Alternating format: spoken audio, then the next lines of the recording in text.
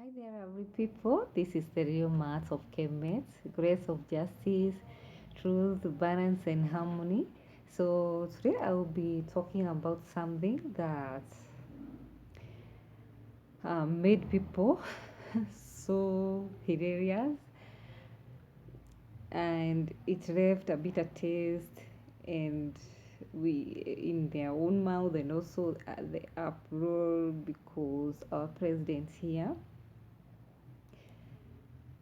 sends flowers, about 300 bouquets with personalized message to the UK health workers as a way of showing appreciation, sympathy, and as a good gesture.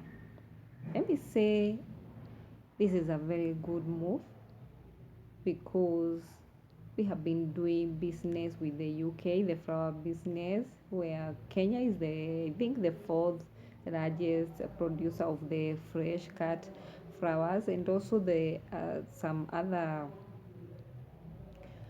produce like lentils. We have been uh, transporting them or exporting them. Let me say exporting them, not transporting them. And also we have the tea and also the coffee here. We also uh, do export to UK. They have been our main partners, and let me say this was a good way of strengthening our economic ties. But President Uhuru Kenyatta, remember always, charity begins at home. Charity begins at home. Always cater for the needs of your people, appreciate them before you take another step to others people add. So this move was sponsored by Ergon, the company which uh, supply agri products to the flower companies, which are popularly located around Lake Naivasha. This is where you find most of the flower farms there, and also the Kenya Flower Council who are here. And when this happened, I started to reflect what happened to me when I was working in the flower farms area back. I won't mention the year because I know the situation is still the same. So I was taken there, or I was invited by my late cousin who was we are talking. He died in UK, and my auntie wanted to receive the body here so that they can send the my cousin in a proper way. Remember, we as Africans do value where we bury our own people, but because of this COVID-19, we haven't managed to bring the body. Mainly because the airports did shut everything, and it brought a lot of sadness to me, a lot of sadness. But um, I did ask my ancestor to receive my cousin there so that his soul doesn't get up being stranded there. I know this thing has been happening to so many African people, and he went there about 20 years back, and from those 20 years, from what I see or what I know for myself, he has done a little more to progress with his life here. And also, this brain drain is just making our people afraid to come back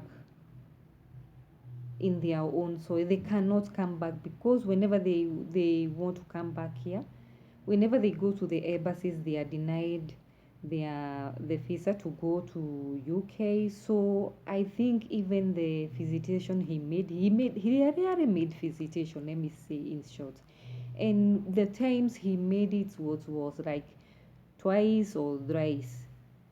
20 years he has been staying there, and when he went there, he started having these body issues, and he started got sick. And this should be a wake up call to those people who goes to foreign land, because our body, we might be willing to go there, but our spirit know that where you are born with where you are born, that is here in Africa, you are not supposed to move or go to other foreign country, because it brings a lot of imbalance in your body. And he started getting sick. Then he got these weight. I don't know where he got that kind of weight. And let me say all is well to him. May his soul rest in power. So let me go back to where I am. And before I go, my cousin was working as a foreman there. He was working under the pesticide department, and what they were doing was spraying those greenhouses. And when I was there, I used to wake up very early in the morning, the wee hours of 5. And what we encountered on our way when we were moving in the darkness, there were confrontation with wild animals. You could meet a hippopotamus, which had come out the way from the lake Naivasha to come and graze.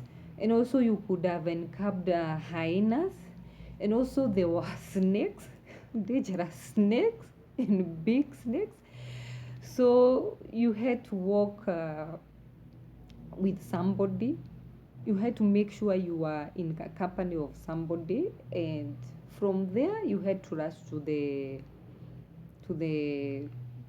road from, and then two tractor which were open to the wind and cold would come and carry you in a very very congested way, take you to the company. Then from the company, I was working in the grading center, where they select the flower, measure the flower, and also pack the flowers, and also put the flower in the refrigerators. And it was kind of a hell for me. I will never forget those moments when I stayed there. Those people who work in those, especially the women who work there, they do go through a lot. And these flower farms, they only pay them peanuts. Working condition is very poor. And let me say, they are even overworked. No time to rest in a flower farm, because um, flowers are maturing each and every time. There is no time even to sit down to eat and do or take a nap. Let me see. There is no time for that. So I was employed there as a casual laborer. They do like hiring casual laborer, and I was paid 200 a day, working from 7 up to 6:30. We were paid 200 a day. Carry your own food, cold food, that is cold tea. And then the time I was working in the grading, flowers would come with tractors, minute after minute, second and after second, no time to rest. The supervisors there are giving you a hectic time. They don't want to see you studying or talking to each other. They are just like, stop doing this, do this. And it was bad. It was bad. These women, if this is what they are encountering out to this moment, it's so bad. It's so bad for these flower farms. For these flower farms, it's a no-no.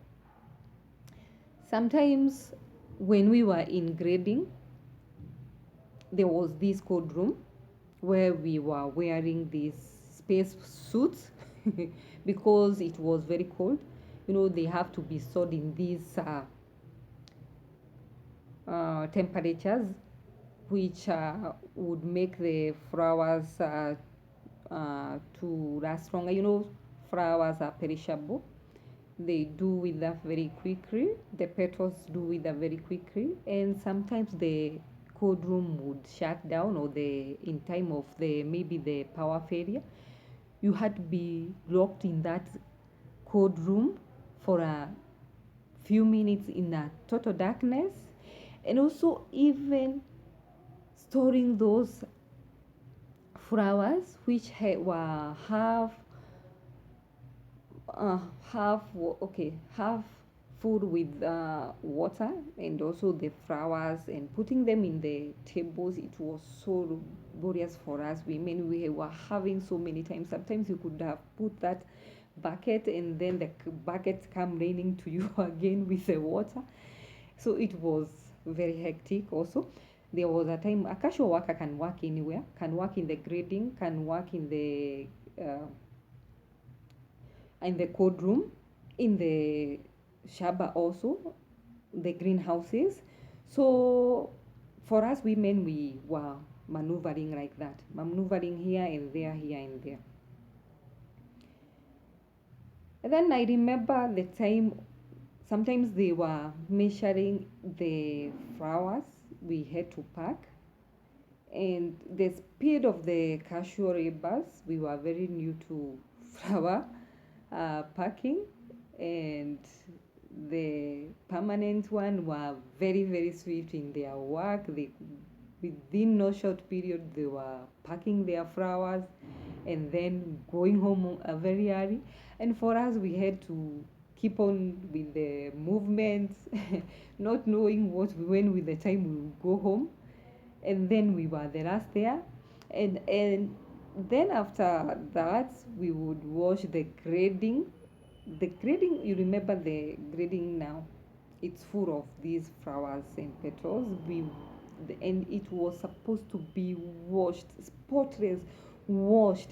Not if not anything was left on top of the grading room. And also the tables we were disinfecting them with this kind of chemical, can't remember.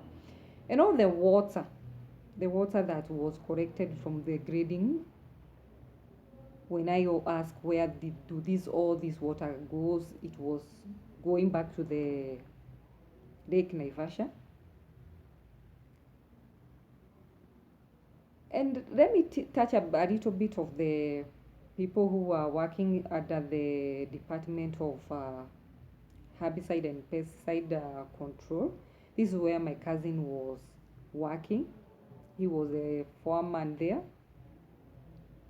And what I saw there is that some men, when they were spraying this pesticide, after coming out of these greenhouses, they would just collapse. They would just faint because of the inhalation of the chemical.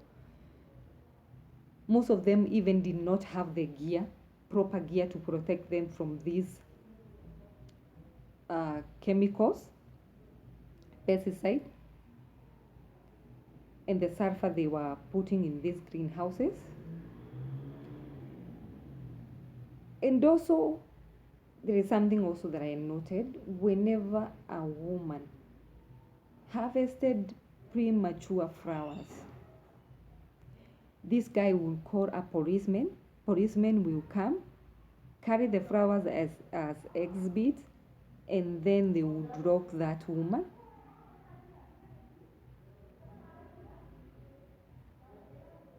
Or the flower farms would cut the salary of the so said worker, and maybe the worker who are being mistreated in this way, they were coming back pleading with the flower managers to give them back because of the family they were feeding there.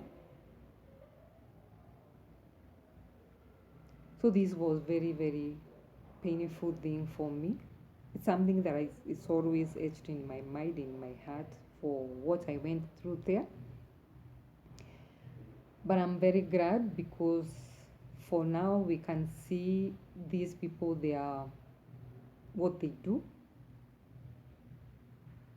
It's to exploit our people, the labor of our people, the energy of our people. And these flowers, because I was working in a farm which was growing roses, those thorns, those roses have their like, I don't know, they would pierce your skin and leave infection. Like the whole head, it was like removing those pieces of the thorns, which were always infected with pus.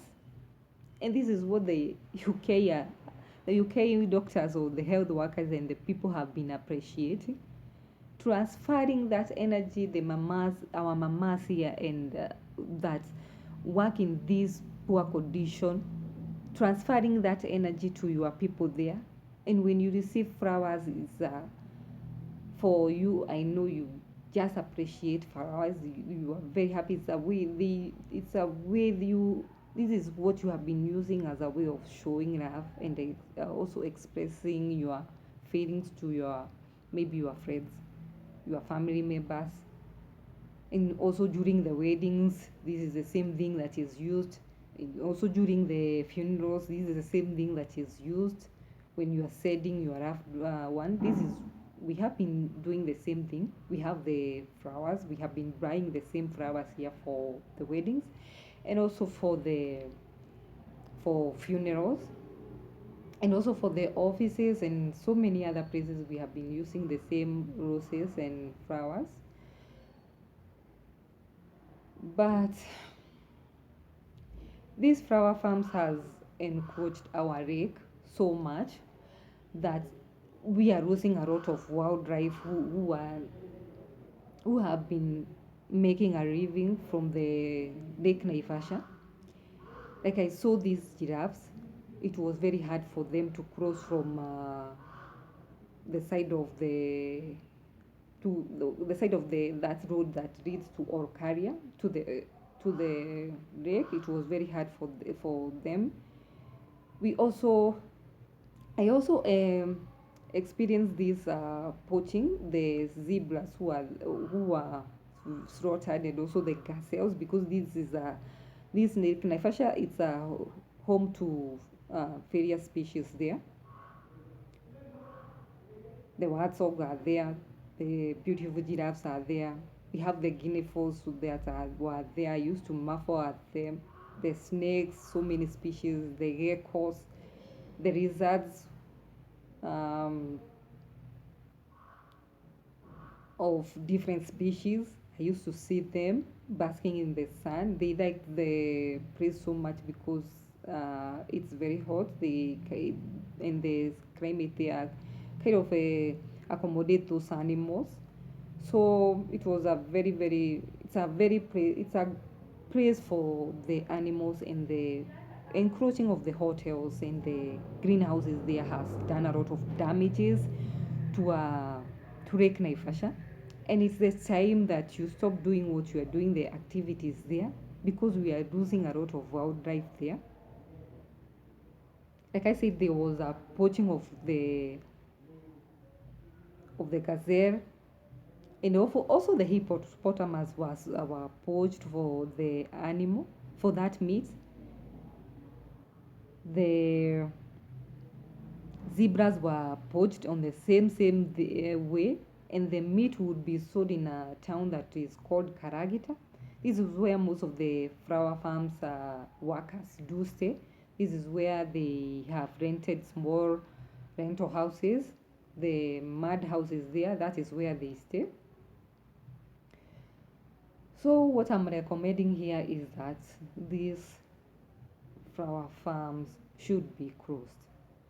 It's the time they get out of the shoreline of our lake, the lake Naivasha. If you don't do this, we are going to lose this lake because this is where they siphon the water.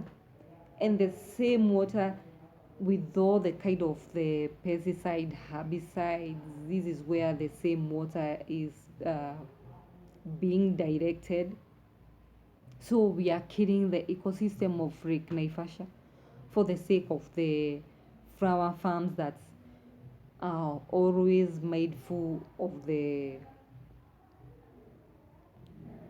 welfare of their own people or the welfare of their own, because whenever they are making those huge profits, they don't remember the flower workers who are working there in this inhumane condition. So to me, this flower farm should be closed. They should pack their belongings and go back to their own country, because we cannot go on with these kind of things, paying our people peanuts here, exploiting the labor of our people here. So to me, you should go back to your own country, pack, and also leave the shoreline of our lakes. Wherever you are situated, please make sure that you leave. So I don't have anything to add on top of that. So have a lovely day.